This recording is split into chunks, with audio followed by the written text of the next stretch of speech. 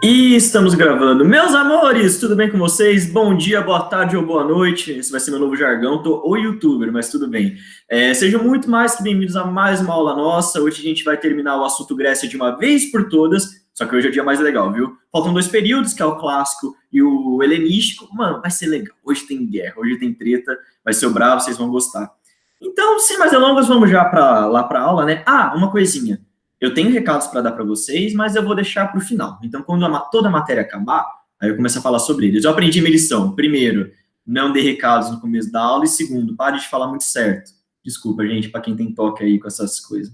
Vamos direto para esse negócio. Não vou postergar nem nada, para também ficar bonitinho. Eu tenho que compartilhar minha tela. Pera aí. Sou muito ruim. A tela inteira, tudo bem. Estamos indo, meio caminho andado. É um, é dois, é três e... Não foi. Ah, foi! Olha que incrível, sincronia perfeita. Amores, uma coisinha que eu tenho que alertar vocês é o seguinte. Apresentação de slide. Tá bonitinho. Primeira coisa que eu tenho que alertar vocês, tá bom? Não é necessário, não é estritamente necessário que vocês vejam esse vídeo. Vocês podem, sei lá, colocar um foninho, ouvir como podcast, enquanto lava a louça, enquanto faz qualquer outra coisa da vida de vocês, tudo bem? As únicas imagens que são legais que eu mostro para vocês são os mapas, mas se vocês tiverem eles na cabeça ou depois olhem por conta própria, super desnecessário vocês ficarem vendo minha cara por, sei lá, 50 minutos. Tudo bem? Então, fiquem à vontade, se ouvir para podcast, qualquer coisa assim, ó, super suave, tudo bem? Ah, outra coisa que eu aprendi, ocultar esse negócio, eu sou muito bom. Vocês verem que aqui a aptidão tecnológica é gigantesca. Bom, vamos começar, meus amores, chega de me enrolar. Recapitulando o que a gente viu na última aula, a gente viu o período homérico, que foi a formação da Grécia, e aí depois o período arcaico, que foi quando as polis começaram a se organizar. Vimos com detalhes algumas características de Esparta e de Atenas, que são, sem dúvida nenhuma, as duas principais cidades-estado gregas. E agora a gente vai dar continuidade para o primeiro período da aula de hoje, que vai ser o período clássico, que dentre as divisões que nós estamos estudando, é o terceiro período. Tá bom?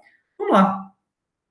Ó, a transição, como sempre, maravilhosa. Amores, o que é de importante em período clássico? O período clássico é o período das intrigas. É o período, assim, das tretas, teve muita guerra, e é por isso que ele é, de longe, o mais legal, tá bom? Eu vou falar quais são os conflitos que a gente vai ter, quais são os desdobramentos que a gente vai ter ao longo de todo o período, agora, e a gente vai logo em seguida analisar um por um, tá bom? Primeira coisa, guerras médicas. O que são guerras médicas? São as guerras que o povo grego como um todo tiveram com tiveram com os persas, a conjugação tá certinha. Ah, então por que não são guerras pérsicas? Meus amores, é o seguinte, medos, esse médico, não é por causa de médico, sim, saúde não, é por causa dos medos. Os medos eram um povinho que vivia lá pela parte do Oriente Médio, onde ficava a Pérsia. Então qual que é o seguinte, os gregos meio que generalizaram, tudo aquilo é medo, entendeu? Então, é como se, sei lá, um americano, um estadunidense falasse que nós somos mexicanos. Não, a gente fala português, a gente é diferente. Não, é tudo a mesma coisa, tudo latino, entendeu? É mais ou menos isso que eles fizeram. Então, por isso que chama guerras médicas. Depois que acaba as guerras médicas, os gregos, spoiler, vencem as guerras, certo? Mas teve uma cidade que foi muito beneficiada por essa vitória, que foi Atenas. Atenas se torna, sem dúvida nenhuma, a potência hegemônica dentro da Grécia continental e ultramarina, certo? E aí, por causa disso, ela ganha uma rivalidade gigantesca com Esparta, e essas duas civilizações não, essas duas cidades entram em conflito na chamada Guerra do Peloponeso, ou seja, recapitulando, guerras médicas contra os persas, Atenas fica braba demais, fica voando na Disney, e aí Esparta recalcada, declara guerra, elas ficam se combatendo na Guerra do Peloponeso, tá bom então? Então, vamos começar do começo do período clássico, que são as guerras médicas, certo?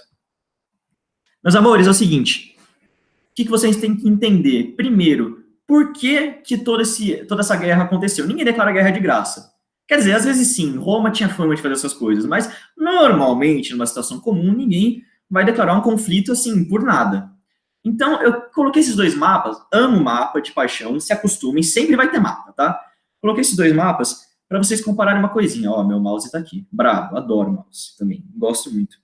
Meus queridos, essa daqui é a Magna Grécia. Lembra que a gente viu na última aula? São todas as cidades gregas, são todas as cidades-estado gregas, fala tudo certinho, que foram fundadas no território de difusão da Grécia, que foi no Mar Mediterrâneo, certo? Então, aqui a Ásia Menor, que é a Turquia, aqui no norte da África, aqui na Península Ibérica, na Península Itálica, etc. Essa é a Magna Grécia, onde tem cidades-estado gregas e estão dentro da zona de influência grega. Tá, do lado. Esse aqui é o Império Persa. Primeira coisa, extensão territorial. Essa porra é grande. O Império Persa era gigantesco, a zona de influência dele. Olha o tamanho disso. Simplesmente assim. Olha o tamanho desse império, olha o tamanho dessa coisa. Era um monstro. Era assustador para a época. Nunca se tinha visto um império tão grande de extensão territorial e com tanto poderio militar. Certo? Mas o mais falei certo de novo. Inferno. Tá bom? Vamos continuar. Uma coisa que vocês têm que se atentar. Por que eu coloquei esses dois mapas em comparação? Amores, vamos dar uma olhada nos domínios persas e comparar com os domínios gregos? Olha aqui. Se vocês não conseguem enxergar, bonitinho. Aqui está o Oriente Médio, certo? Aqui está a pontinha da Grécia e aqui está o Egito. Ou seja, esse mapa do Império Persa é meio que uma ampliação de toda essa região aqui. Olha só, na Magna Grécia, está contando que essa cidade é deles. Mas olha essa cidade aqui, ó, Cirene, Cirene. Brabo, né? Aqui está a Ásia Menor, aqui está a Turquia. Uai.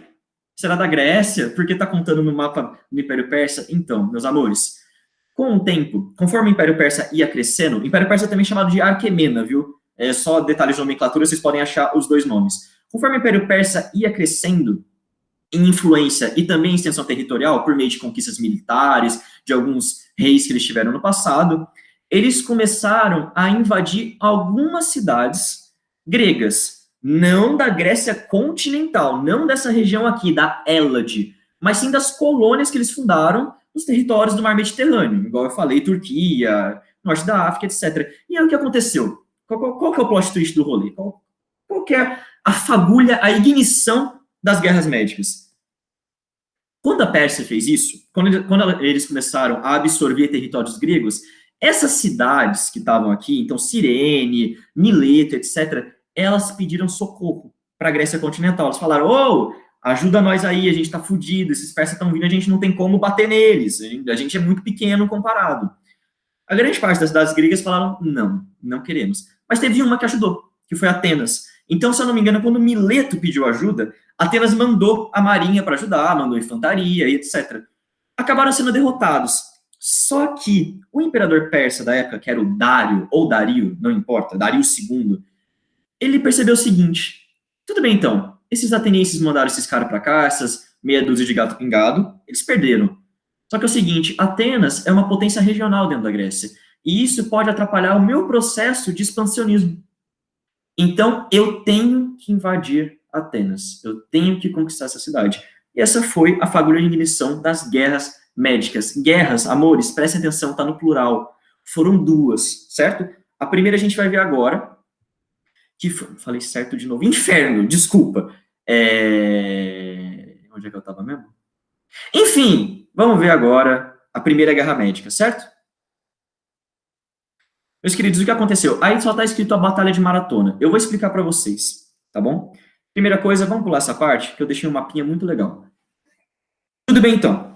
Atenas manda apoio àquelas cidades e colônias, foram derrotados pelos persas, os persas ficaram putos com a ajuda de Atenas, perceberam que ela ameaçava o processo de hegemonia deles e declararam guerra contra Atenas, certo? Então eles tinham que chegar lá de algum jeito. Atenas, meus amores, como eu falei para vocês, é um porto natural. E tem muita fortificação ao longo da cidade. Os persas não eram burros, então eles não iam invadir Atenas por esse lado aqui, que é onde está a cidade, que é onde está o porto de Atenas, que é onde eles são fortes. Então o que eles fizeram? Eles invadiram aqui, na cidade de Maratona. E daqui eles iriam para Atenas, certo? Tá bom? Desculpa, meus amores, de verdade. E aí a gente teve a Batalha de Maratona, que foi justamente na invasão dos persas na Grécia continental, certo? Qual que é o rolê? Igual eu falei, os persas invadem as colônias gregas que estão lá na Turquia, que estão no norte do Egito. Essas colônias pedem socorro para a Grécia continental como um todo, todas as cidades que tinham lá. Uma das únicas que manda ajuda é Atenas. Os persas ficam putos e aí declaram guerra contra Atenas e vão invadir ela, certo? Desculpa, gente. E qual que é o rolê? Qual que é o plot twist? Meus queridos, o Império Persa é grande de verdade, inclusive o exército deles. Em questão de poderio militar, não tinha nada comparado a isso. Só que eles foram, o quê? Nariz empinadíssimo para Atenas. Achavam que eles iam conquistar a cidade de boa. Tanto é que eles não mandaram todo o exército. Eles mandaram aproximadamente 20 mil homens.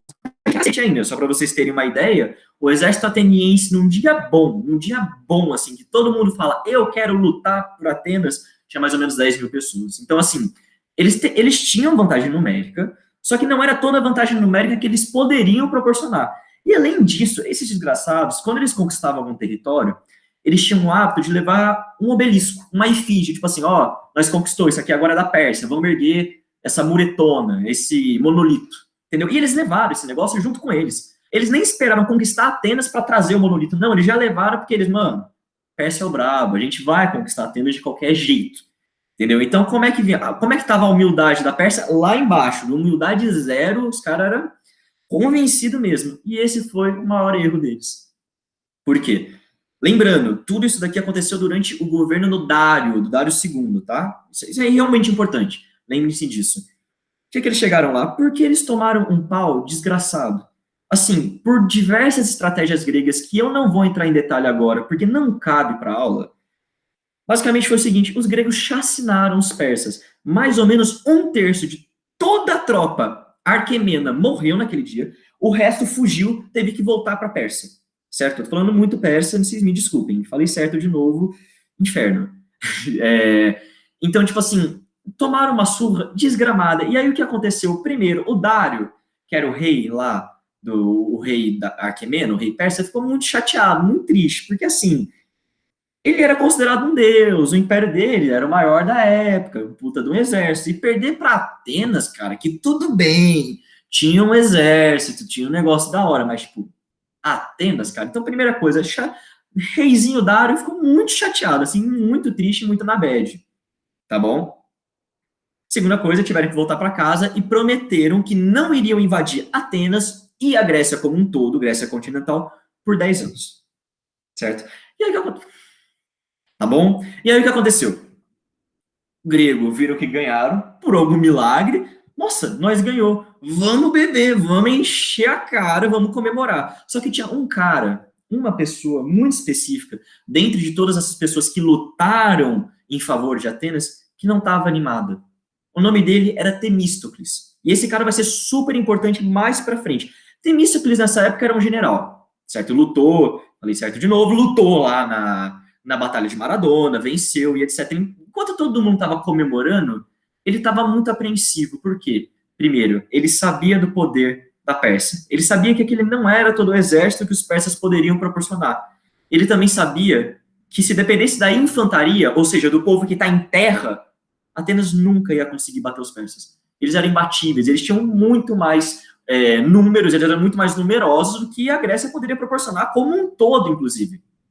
Então, pelos próximos 10 anos que teriam paz em Atenas e paz na Grécia com relação aos persas, o Temístocles gastou toda a influência política que ele tinha para convencer a cidade de Atenas a investir numa marinha. E eles investiram numa puta de uma marinha. Só que isso a gente vai ver um pouquinho mais para frente. Uma coisinha também que foi desdobramento dessa batalha, a criação da Liga de Delos. Meus amores, os gregos não eram bobos. Eles sabiam que eventualmente os persas poderiam voltar. E eles sabiam que se cada cidade-estado lutasse contra toda a Pérsia independentemente, eles nunca iam conseguir ganhar. Então eles criaram a Liga de Delos, que é a união das polis gregas, não de todas, porque algumas até se filiaram aos persas, mas a grande maioria das polis gregas, principalmente da parte continental grega, foi uma união delas, tipo, vamos compartilhar um exército, vamos compartilhar recursos para tentar bater esses caras, porque alguma hora eles vão voltar. Certo? Obviamente, eu falei assim, tá bom? Obviamente, essa Liga de Delos era chefiada por Atenas, e uma coisa muito importante, Esparta fazia parte da Liga de Delos, tá bom? Isso aí a gente vai ver os desdobramentos depois. Por que chama Batalha de Maratona? Primeiro, porque aconteceu em Maratona. Ah, e o que tem a ver com a nossa maratona que a gente tem hoje? Então, sabendo esse cara aí da foto, realmente ele citou essa frase enquanto estava correndo? Eu adoro esse mapinha, gente. Eu adorei achar ele de verdade. O nome dele era Filipides. Reza a lenda. E aí vocês vão ter que brigar com o Homero, se vocês não acreditam em mim. Eu tô só repassando dados aqui. Vocês querem brigar? Briguem com o Homero. Eu não tenho nada a ver com isso.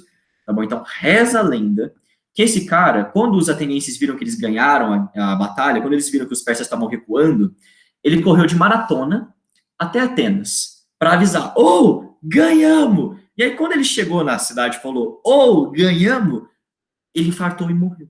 Tadinho. E aí, qual que era a distância entre maratona e Atenas? 42 quilômetros.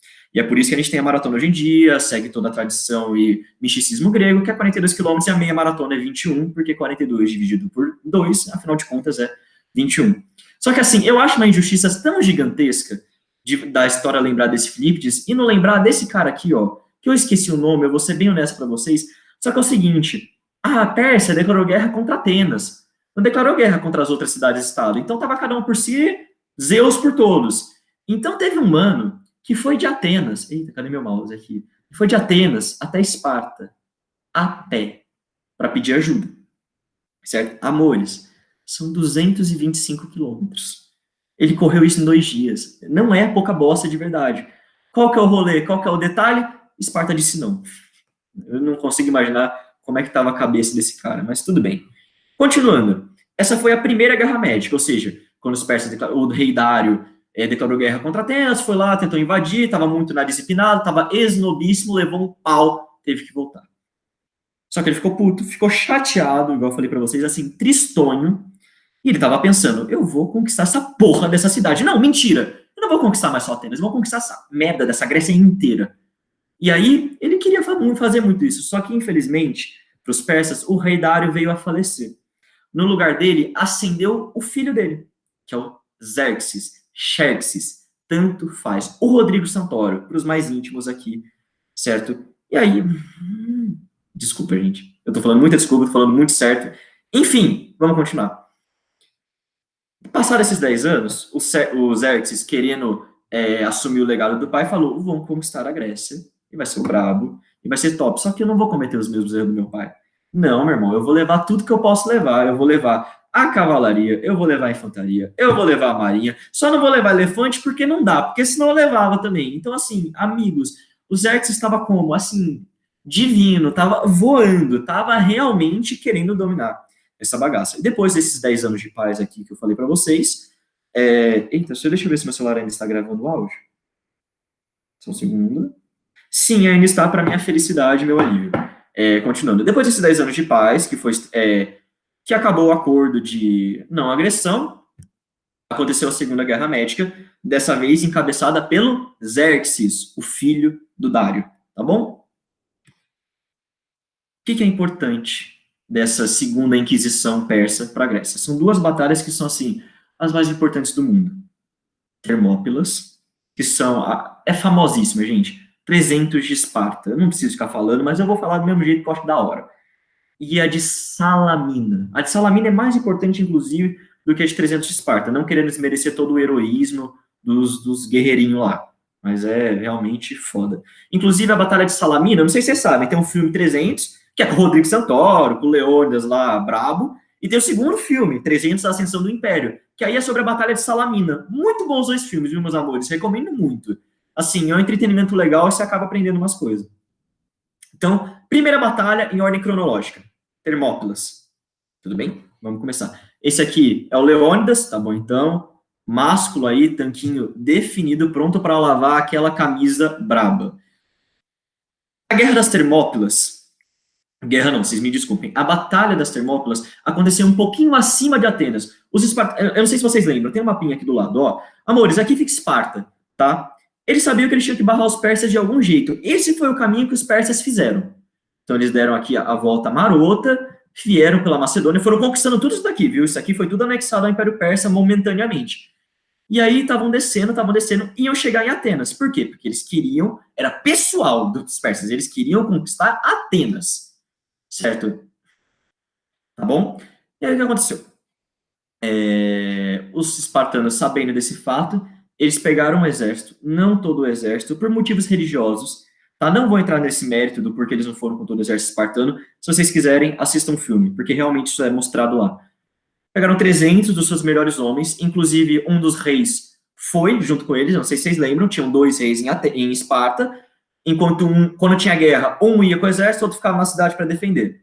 Quem foi o rei que foi lá para as Termópilas, foi o Leônidas, tudo bem? E o que ficou em Esparta foi o Leoncípedes, não importa o nome, quem é famoso mesmo é o Leônidas, tamo junto aí, brabo demais. Ele foi aqui para as Termópilas. Já que vocês verem, vocês conseguem chegar, tá entre Atenas, entendeu? Então aqui era para ser a defesa Master Blaster espartano Brucutu.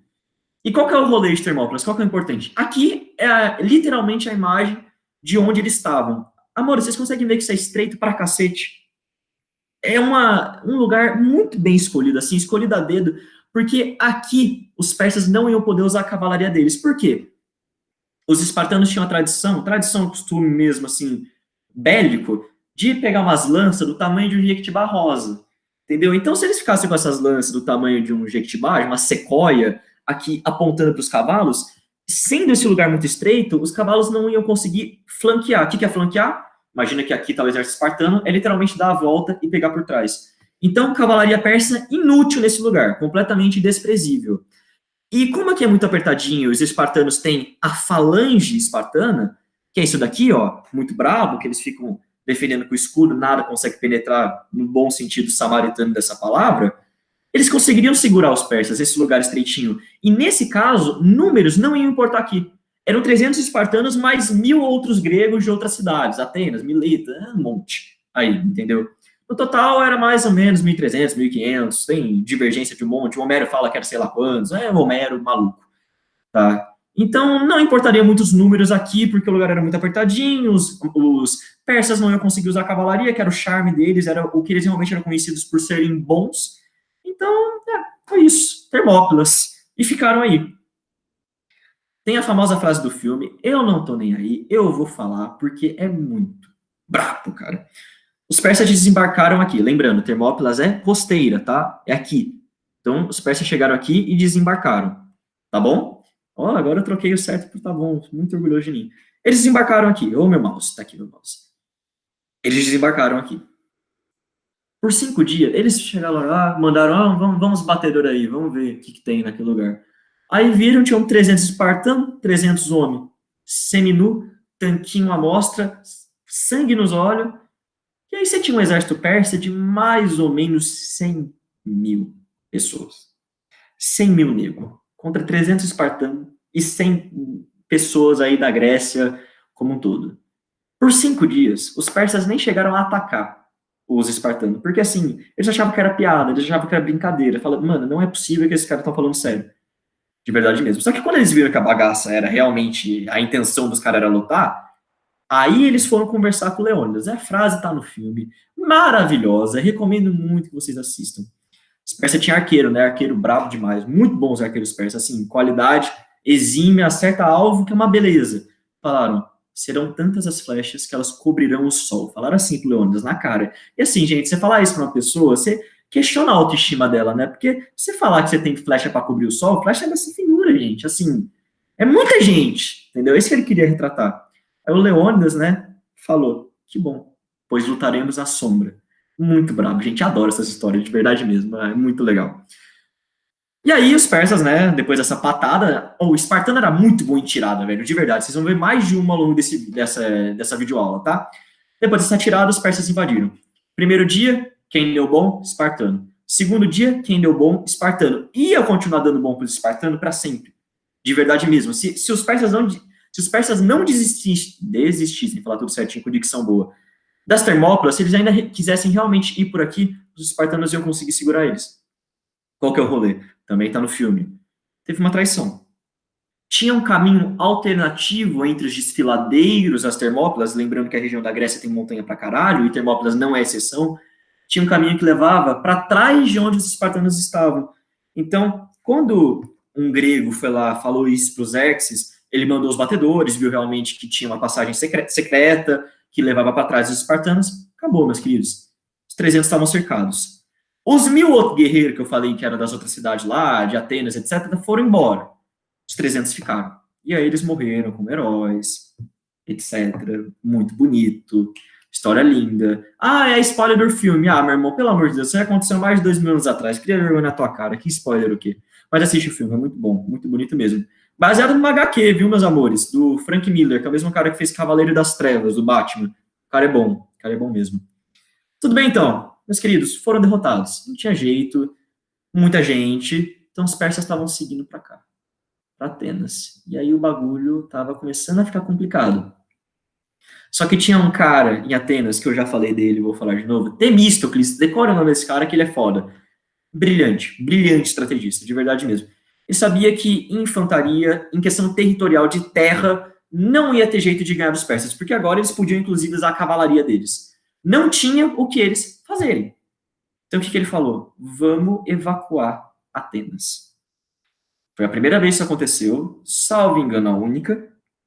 Todo mundo que estava nessa região toda foi para cá, na ilha de Salamina. A gente vai ver isso depois.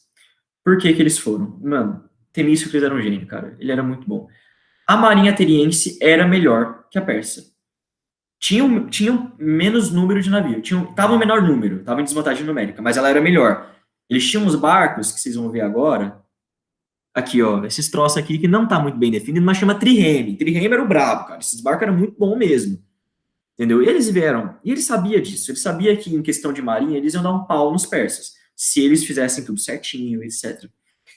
Então o que ele falou? A nossa única chance, a nossa única esperança de ganhar deles é vindo para Salamina e travando uma batalha naval. Só que os persas não são burros. Eles sabem que, em questão de mar, a ateniense era brabo, muito bom. Então eles não iam se submeter a uma batalha naval em que eles poderiam ter baixas se fosse à toa, se fosse por nada. Eles não iam fazer isso. Então olha o plot twist. Lembra do espião espartano que falou para os Xerxes da passagem alternativa e tudo mais? Então, teve um espião também que falou para o rei persa, assim, olha, Xerxes, os atenienses estão fugindo até evacuar a cidade.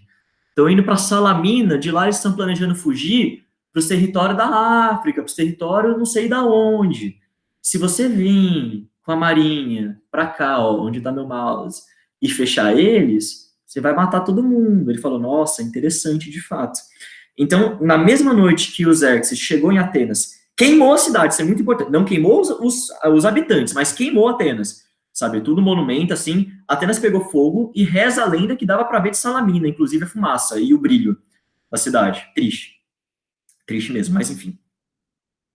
Aí o Xerxes, né, todo orgulhoso, veio aqui e colocou a marinha persa para cá. Só que olha o plot twist, mano. Esse espião que falou pro Xerxes que, ó, o povo tá fugindo, era um espião da Grécia que tava fingindo ser espião pro Xerxes para roubar informação. Vocês entenderam? Mano, olha que maravilhoso. Era um agente triplo, não era nem duplo, era triplo. Os Temístocles quisia, pelo amor de Deus, queria que o Xerxes viesse para uma batalha marítima, especificamente na região da Salamina, porque, primeiro, se eles entrassem aqui, a partir do momento que eles entrassem no Estreito de Salamina, que tem aqui, não dá para ver nesse mapa, eles não iam conseguir voltar. E segundo lugar, as águas de Salamina são rasas, e os barcos persas eles são muito pesados, então eles iam acabar encalhando. Enquanto os triremes eram mais ligeiros, eram mais velozes, falei sinônimo da mesma coisa, e principalmente mais leves. Então, assim, o Xerxes mordeu a isca da melhor maneira possível. Inclusive, reza a lenda que ele pegou o trono de ouro dele, que ele mandou trazer, colocou aqui perto de Salamina, que ele queria ver um massacre persa.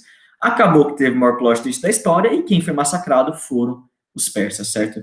Então, tudo que eu falei, piriri pororó, o Xerxes invade Atenas, incendeia ela, todo mundo vai para Salamina, o Xerxes burro cai na armadilha dos gregos, vai para lá também com a marinha, e a marinha ateniense estupra os persas. Tá bom? Assim, foram derrotados completamente. E qual que é o importante? Por que que isso é importante, meus amores? Porque a partir da marinha, a partir dos navios persas, é que eles iam abastecer o povo que estava na Grécia continental. Então, como é que com a infantaria, que a cavalaria, que os arqueiros recebiam comidas? Comida pela marinha. E se a marinha não existia mais, se a marinha está impossibilitada de entregar essas comidas, o povo vai morrer de fome. Se eles vão morrer de fome, vocês sabem o que ia acontecer. Olha que brilhante. Foda, cara. Temístocles foi um cara, assim, diferenciado. Vitória incontestável para os gregos. Tudo bem? Uma curiosidade, só para falar para vocês mesmo, você vê como a vida é curiosa, o karma é uma puta, uma vadia gigantesca. Lembra que eu falei na última aula sobre o ostracismo, que é aquele vasinho que era para evitar a tirania. Quando alguém ficava muito influente na cidade, eles escreviam o nome e colocavam lá. Então, pois é, isso aconteceu com o Temístocles. Sério, o povo achava que ele estava ficando muito influente dentro da política, não estava querendo abandonar o cargo de líder general, líder da cidade, e mandaram o ostracismo para cima dele. Ele foi expulso de Atenas, ficou vagando por um monte de tempo assim, desolado por toda a Grécia continental, e terminou a vida, pasmem, na Pérsia. Depois é karma é terrível. Mas enfim, meus amores, terminada a Batalha de Salamina, terminadas as guerras médicas, o que aconteceu? Primeira coisa, Atenas se tornou, sem dúvida nenhuma, a potência hegemônica dentro da Grécia continental. Principalmente por causa da marinha dela. Gente, a marinha de Atenas era realmente muito boa. De verdade mesmo, assim, tem que tirar o chapéu, os caras era bom demais. E lembra da Liga de Delos, que foi feita para lutar contra os persas? Então, ela não foi desfeita. Quem chefiava ainda era Atenas, e aí ela só foi mudando de propostas. Assim, é como se fosse a ONU, entendeu? Que, querendo ou não, a gente sabe que serve em função de meia dúzia de países. A Liga de Delos era para Atenas, entendeu? Então eles cobravam impostos de outras cidades com o suposto de vamos nos defender dos inimigos. O caralho, eles usavam hiperfaturação, eles construíam um museu com essas coisas, eles construíam teatro. Mas enfim, vamos lá. Então a gente tem, depois dessa clara hegemonia ateniense, a gente tem o que a gente chama do século de Péricles, que é o apogeu incontestável da civilização ateniense como nação hegemônica dentro do mar Mediterrâneo. Entendeu? Ah, por que chama de século de Péricles? Por causa desse cara aqui, que é o Péricles. Ah, quem é que foi o Péricles? Cantor de exalta samba, que é o mais famoso Péricles de todos, nunca vai mudar no meu coração. E o segundo é esse grego aí, que a gente vai ver sobre ele agora. Então, Atenas se torna incontestavelmente a potência hegemônica e começa a exercer imperialismo ao redor do mar Egeu, do mar Mediterrâneo, certo? Principalmente nas cidades da Liga de Delos, tudo bem? E aí é o seguinte, Atenas estava como? Voando. Comércio estava como? Brabo. Economia estava como? Tinindo por causa da grana que vinha da Liga de Delos. Então, o que aconteceu? Cara, nós somos a melhor cidade grega que tem. Nosso governo é o melhor que existe. A democracia é a melhor coisa já inventada. E a gente tem que deixar isso claro para as outras cidades. E aí que surge esse cara aqui, que é o Péricles. Péricles vem de uma família extremamente aristocrata. O cara era rico, o cara era bom de grana. E ele sabia o que o povo queria. Ele sabia o que os cidadãos de Atenas desejavam em questão de construção. Então, durante o governo de Péricles, o que a gente tem de característica importante? Construção megalomaníaca. Inclusive, uma que vocês viram aqui, ó, tá um pouquinho longe, porque eu sou burro, mas enfim, estamos indo lá. Aqui, o Paternon. Inclusive está em pé até hoje. Não sei por que Cargas d'Água não é considerado uma maravilha do mundo antigo. Em lugar dele tem um templo de Apolo, sei lá, algum negócio assim. Mas gente, esse negócio, para a época, era assim, avassaladoramente bonito, detalhado e caro. Era muito caro. Aqui dentro tinha uma estátua grega da deusa Atena. Ela tinha 12 metros. Ela era feita de ouro. Só para vocês terem uma ideia do rolê. Quem construiu isso daí? Obviamente o Péricles, no ponto mais alto da cidade de Atenas, que é chamada de Acrópole. Então, assim, o século do Péricles aí, desse ser humano, é o século da ostentação. É literalmente os atenienses mostrando, por meio de obras públicas, por meio de influência política nas outras cidades-estado, que, mano, a gente é o brabo, e não tem discussão com isso. Outra coisa muito importante que o Péricles fez, ele incentivava muito a cultura grega, e ele também foi um dos primeiros líderes a escutar os filósofos. Ah, escutou Sócrates? O caralho. Inclusive, lembra que o período clássico é quando Sócrates estava vivo, tá? Ele é contemporâneo desse povo aí. Então, quer dizer que ele escutava Sócrates? Não, Sócrates é um caso à parte, vocês vão estudar isso em filosofia, como é que Sócrates era visto dentro da Grécia. Entendeu? Mas ele ouvia os caras de Mileto, os caras de, sei lá, de outras cidades, que não me vem na cabeça. Foi um dos primeiros que fez isso, incentivou muito a ciência, inclusive. Foi um dos primeiros momentos que houve uma racionalização da natureza. Vocês vão ver isso em filosofia, não sei nem porque eu estou falando isso aqui. Enfim, muito importante. Última coisa, relevante, que o Péricles fez. Ele fomentou a rivalidade entre Esparta e Atenas. Por quê? Lembra que eu falei que inicialmente Esparta estava na Liga de Delos? Então ela vazou e fundou o próprio clubinho dela, que é a Confederação do Peloponeso, para literalmente rivalizar com Atenas. E quem que estava falando, pentelhando Esparta, falando, ó, vamos atacar Esparta, era o Péricles. E aí o que acontece? Para lutar por hegemonia dentro da Grécia, a única nação que ameaçava Atenas era Esparta, então era inevitável que o conflito se alastrasse, e aí a gente tem a última guerra desse período, o último fato desse período, que é a Guerra do Peloponeso. Lembrando que Peloponeso é onde fica Esparta. Amores, qual que era a lógica do rolê? Atenas tinha chance contra Esparta em questão física, em infantaria? De jeito nenhum, meu irmão. Você já viu um espartano? O quanto os caras é brabo, de verdade, mas não tem jeito. Não tem jeito de vencer espartano em confronto direto. Não dá, de jeito maneira. Então, qual que era o rolê de Atenas? Qual que é o plot twist? O mindset aqui. Atenas tinha a melhor marinha de toda a Grécia, inquestionavelmente. O que eles iam fazer? Eles iam cercar a cidade de Esparta, iam fazer um bloqueio naval, não iam deixar que comida, que produto, que mantimentos chegassem lá, iam ficar na deles. Os espartanos provavelmente iam ficar ao redor de Atenas, iam sitiar a cidade, mas eles não iam conseguir invadir Atenas. Por quê? Muro, muita muralha. Atenas tinha umas muralhas gigantescas de verdade, assim, impenetrável. Fora o porto de Atenas, que era hiper bem protegido, e Esparta não tinha uma tradição de marinha, até porque Esparta, se vocês olharem no mapa, não é uma cidade costeira. Eles depois vão adquirir alguns domínios na costa, mas eles não têm, assim, não gostam de marinha, não gostam de mar, e é isso aí, entendeu? Então ia ficar nesse impasse. Atenas não ia conseguir invadir Esparta, e Esparta não ia conseguir tomar Atenas. E aí os atenienses, principalmente o Péricles, supunha que uma hora os espartanos iam falar, tá bom, cansei, desisto, é nóis.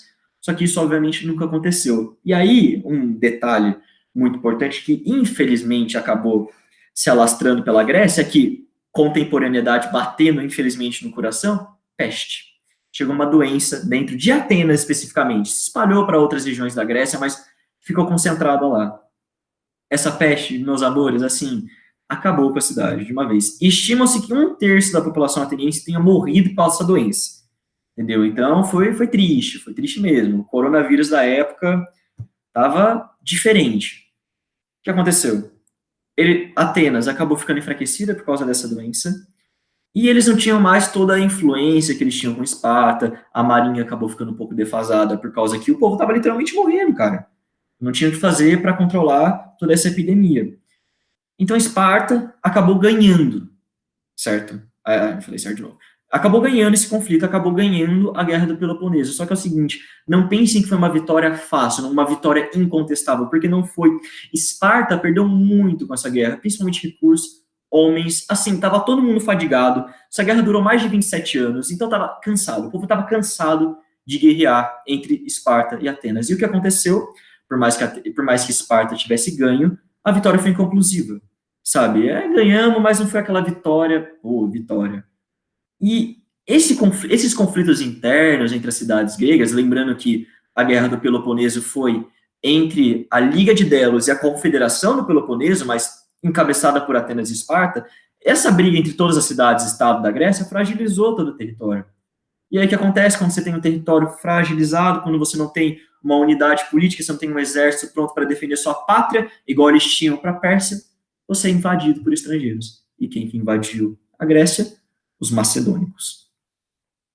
Aqui acaba o período clássico e a gente vai para o período helenístico, que começa justamente quando a Macedônia invade a Grécia, tá? Então, primeira coisa, eu falei que iam voltar aqui. A Macedônia dominou toda a Grécia? Não, olha só aqui, quem que ficou livre da Macedônia? Os espartanos, é óbvio. Gente, essa história, assim, é maravilhosa.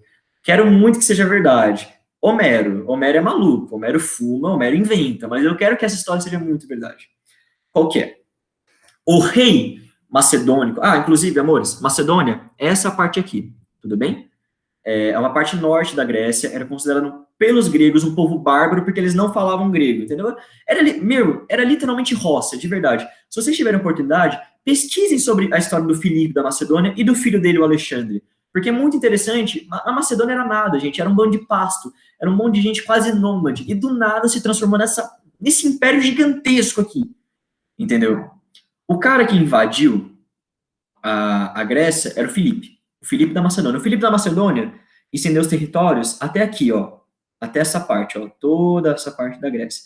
E aí, quando ele estava para invadir Esparta, dominou Atenas e tal, ele chegou em Esparta, mandou os embaixadores, porque ninguém aqui é animal, ninguém aqui não é civilizado, mandou lá e falou assim: Esparta, se eu decidir invadir a sua terra, eu vou escravizar o seu povo, eu vou arrasar as suas plantações, ele é o nome de Esparta da história.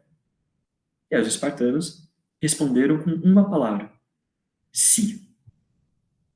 É genial, cara. É maravilhoso. Esparta é muito bom de tirada, velho. Pelo amor de Deus, é muito bom. Acabou que ele não dominou Esparta, porque realmente, assim, cagaço, né, meus amores? Difícil, difícil dominar Esparta. Só que Esparta acabou virando meio que um estado cliente da Macedônia. Enfim, pouco importa. O que importa pra gente? Meus amores, esse aqui foi o domínio do Filipe na Macedônia. O Filipe da Macedônia, ele sonhava com a grandeza. Ele queria muito dominar, primeiro, os territórios vizinhos da terra dele, que era a Grécia, e depois peitar o maior império daquela época, que continuava sendo o Império Persa. Veja bem, os persas perderam as guerras médicas dos gregos, mas eles não deixaram de existir. Eles não foram rechaçados. Os gregos nunca saíram da Grécia continental para perseguir os persas. Então eles ainda continuavam existindo de boa, Pérsia, brabo. O rei Filipe queria conquistar o Império Persa, só que assim, infelizmente o Filipe veio a falecer. Só que ele não era bobo. Ele tinha deixado um herdeiro que assim, não sei se vocês conhecem, um tal de Alexandre o Grande. O cara era foda, provavelmente o maior militar da história, junto com o Júlio César, junto com o Aníbal. Um gênio, brilhante, brilhante. Dizem as lendas, e aí, de novo, sabem com quem vocês vão brigar? Com o Homero. Eu não tenho nada a ver com isso daqui. Não, com o Homero não, desculpa, falei merda. Com os historiadores aí, da época de Roma. Eu não tenho nada a ver com isso. Falam que o Alexandre é o Grande, nunca perdeu uma batalha. Entendeu? Nenhuma campanha dele foi inconclusiva, nenhuma campanha dele ele não ganhou. Entendeu? O cara era realmente muito bom mesmo. E aí o que acontece? Essas flechinhas aqui é o caminho que o Alexandre fez conquistando o Império Persa. Inclusive, meus amores, tem uma intersecção da história grega com a história egípcia que vocês viram no finalzinho da última aula, no materialzinho, que é aqui quando ele conquista o Egito. Meus amores, os persas eram muito duros, a dominação persa era assim, entendeu? Era forte o negócio. Então, quando o Alexandre chega lá, expulsa os persas do Egito, ele é visto como um libertador, como um faraó, inclusive. É declarado faraó, mas, como vocês podem ver pelas flechinhas, se apaixona pelo Egito? Se apaixona pelo Egito. Fica um tempinho lá? Fica mais ou menos um ano. Mas não pode parar, ele tinha que terminar o que o pai começou. E ele terminou. Vocês verem que ele dominou aqui toda a Grécia. Toda a Grécia. Todo o Império Persa que vai do Oriente. Aqui, amores, aqui é a Índia. Ele chegou muito longe, meu irmão. Nossa, assim, admirável o que ele fez, de verdade mesmo. O cara era muito bom, isso a gente já sabe. E o que é importante do período helenístico? Por que tem esse nome? Primeiro, Heleno remete ao que você? A Hélade, a Grécia. Então, o que aconteceu? O Alexandre, por mais que ele conquistasse os povos aí do Egito, do Irã, que não existia na época, ele não era escroto ao ponto de impor cultura, de impor religião. Inclusive, junto com os militares, junto com o exército, ele levava um monte de cientista, levava um monte de filósofo, um monte de escritor. Inclusive, o tutor dele, que é o Aristóteles, rodou tudo isso daqui, meu irmão. O Aristóteles, nossa senhora, o cara era viajado nos dois sentidos. Entendeu? Então, o que ele fazia? Era uma coisa muito interessante. Todo o povo que ele passava, ele absorvia um pouquinho da cultura e levava adiante. Então, o que aconteceu? Ele estava absorvendo a cultura da Grécia, que é riquíssima, a gente já sabe disso. E quando ele foi fazendo as campanhas dele, chegando para cá, ele foi espalhando essa cultura. E é isso que a gente chama de helenização, o processo helenístico, que é a dispersão da cultura da Grécia para além da Grécia continental. Tudo bem que você tinha já algumas polis na Turquia, na África, mas eram muito pontuais. Aqui não. Aqui o domínio, a influência é grande. E vice-versa, meus amores. Viu, meus amores? Vocês não pensem que o Oriente não influenciou a Grécia, porque influenciou muito, de verdade mesmo. Ah, me fala um exemplo de helenização dos povos. Amores, Egito. Isso tudo que eu vou falar agora tá no materialzinho, tá bom? Que eu deixei para vocês na aula do Egito Antigo. Quando o Alexandre vai embora, para administrar o Egito, ele deixa um general dele, que é o Ptolomeu. Em homenagem ao Ptolomeu, é fundada a dinastia Ptolomaica, ou seja, todos os descendentes diretos do Ptolomeu iam ser faraós. Amores, Ptolomeu é um nome grego. Sabe o que é um nome grego também? Cleópatra. Sabe qual que era a língua oficial? Não a língua oficial, mas uma das línguas dominantes aqui no Egito nessa época? Grego. Tá? Sabe que o Alexandre funda nesse período? Uma cidade, assim, super, super humilde, cara. Alexandria, que inclusive é planejada, uma cidade planejada, né? Tinha o farol, etc., super famoso. Tudo, sem exceção, todas as construções de Alexandria, estilo grego, coluninha grega. Então, assim, helenização fortíssima no Egito, e isso pode ser estendido para todos os outros territórios. E o contrário, de influência... além disso, desculpa. Uma coisa muito importante, meus queridos. Isso, inclusive, tem a ver com o cristianismo. Eu acho que vocês vão conseguir relacionar, porque é muito palpável para a gente. Não sei se vocês já perceberam, mas o que é sagrado para a tradição judaica, cristã, o que é sagrado para esse povo em geral, para o povo árabe, tudo bem que o Irã é persa, mas para o povo em geral, aqui do Oriente Médio, é a palavra. Ou seja, as escrituras, normalmente o que é sagrado dentro da cultura judaica, dentro da cultura cristã, vem da palavra. Por isso que é a palavra de Cristo, a palavra de Deus. E não a imagem. Esses povos não tinham uma tradição muito grande de cultuar imagens dos seus deuses, etc. Sabe quem tinha? Os gregos, aquele negócio de forma perfeita, de geometria, tudo aqui, triângulo, regras de três, Tales de Mileto, eles que levaram isso para lá. E aí a gente começou a ter aqui influência religiosa grega no sentido de representação dos deuses em imagens. Entenderam? Amores, é isso. Depois disso, a Grécia vai caindo de mãos em mãos. Após o fim do Império Macedônico, por diversos fatores que não cabem eu citar agora, eles caem para Roma, depois de Roma para o Império Turco Otomano, e aí depois do Império Turco Otomano realmente acabou. Mas assim, tem um monte de gente que conquista a Grécia ao longo da história, elas só se tornam independentes em meados de 1800, uns quebrados depois de Cristo. E isso, acabou. Infelizmente, adoro esse assunto, gosto muito mesmo. Deixa eu ver quanto tempo de aula deu, acho que essa aula foi menor, 47 minutos, realmente foi pouquinho menor, pouca coisa. Mas eu vou parar de transmitir. Meus queridos, a aula acabou, tudo bem? Vocês podem fazer seus exercícios, podem fazer seus resumos, etc. Agora uns recadinhos, tudo bem? Eu fiz uma enquete, se eu não me engano, mandaram no grupo do WhatsApp de vocês, eu também coloquei no Facebook. Olha, meus amores, por que isso é importante?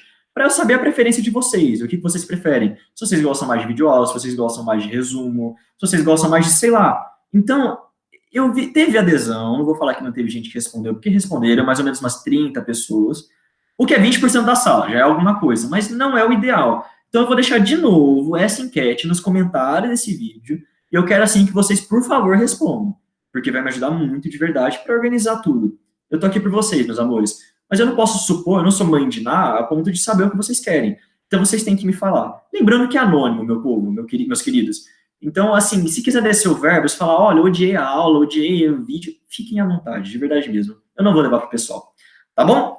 E, além disso, das críticas que eu recebi, que eu vou estar aderindo, só comentando aqui por cima. Primeiro, teve uma que falou que eu estou postando os materiais muito rápidos.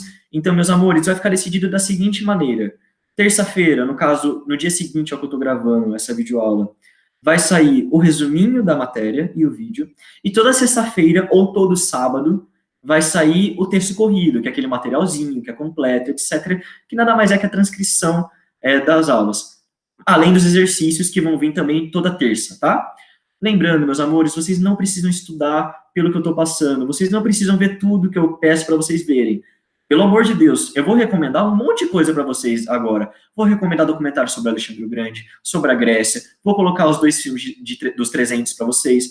É humanamente impossível que vocês vejam tudo. A ideia das recomendações é literalmente serem recomendações. Vocês não são obrigados a verem nenhuma, e se forem ver, vejam uma, vejam duas, vejam o que o tempo de vocês permitir, entendeu? Então, vocês vão ver da listinha do que eu recomendar, vocês vão ver o que vocês mais gostam e vão selecionar alguma coisa, tá certo? Então, eu acho que esse prazinho de terça-feira sair o vídeo e sexta-feira sair o texto, eu acho bacana, sabe? Eu acho que não vai ficar nada corridinho, vocês têm tempo para estudar, fazer os exercícios e tirar as dúvidas. Lembrando, Eu e a equipe de História estamos todos sempre disponíveis para tirar dúvidas. Mandem. A gente gosta, de verdade. Nosso trabalho é isso.